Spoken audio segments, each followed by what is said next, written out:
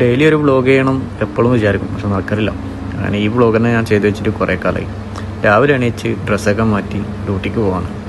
നല്ല വെയിലാണ് പുറത്ത്. അടിച്ചും വിട്ടു, ഒന്നും നോക്കിയില്ല. അപ്പോഴാണ് ഡോക്ടർ ഒത്താവേനെ കണ്ടത്. ഡോക്ടർ എന്നെപ്പോലെ തന്നെ റോഡ് ക്രോസ് ചെയ്യാൻ വേണ്ടി നിൽക്കുക. ആ കാണുന്നതാണ് നമ്മുടെ ക്ലിനിക്ക്. പക്ഷേ ഞാനാണ് ആദ്യം എത്തിയത്, ഉണ്ണിയേട്ടൻ ഫസ്റ്റ്. രാവിലെ എത്തിയ പാട് ഒരു കോഫി നിർബന്ധമാണ്. അത് കഴിഞ്ഞാൽ 3 മുട്ട ചൂടാക്കാൻ വെക്കും. പിന്നെ അഡ്മിറ്റ് ചെയ്ത പേഷ്യൻസിനൊക്കെ മെഡിസിൻ കൊടുക്കും.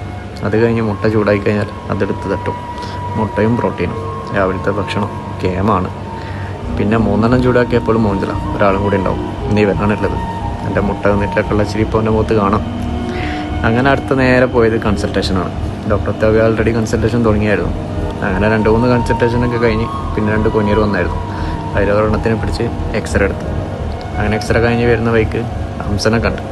ഹംസ ഇന്നലെ പ്രസവിച്ച പൂച്ചനെ കൊണ്ട് കളിക്കുകയാണ്. ഒന്നും നോക്കിയില്ല, അതിനെ പിടിച്ച് 2 പോസ്. അത് കഴിഞ്ഞ് അടുത്ത പരിപാടി ബ്രേക്കാണ്.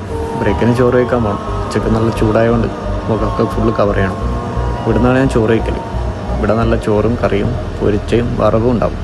മച്ചാനതുപോലെ വേറെ എന്തോണം. തിരിച്ചു വന്നപ്പോൾ വണ്ടി ചാർജ് ഉണ്ടായിട്ടില്ല. അങ്ങനെ വണ്ടി ചാർജിനിട്ട് പിന്നെ ലോറി നിസ്കരിക്കേണ്ട സമയം. നിസ്കാരം എല്ലാം കഴിഞ്ഞിട്ടല്ല, നിസ്കാരം കഴിഞ്ഞിട്ടാണ് എല്ലാം. അത് കഴിഞ്ഞൊരു ഗ്രാം സ്റ്റൈൻ ഉണ്ടായിരുന്നു. ഗ്രാം സ്റ്റൈൻ കഴിഞ്ഞ് ചെക്കൊക്കെ ചെയ്ത് ബാക്ടീരിയ ഒന്നും ഇല്ലാന്ന് കണ്ടുപിടിച്ച് വിട്ടയച്ചു.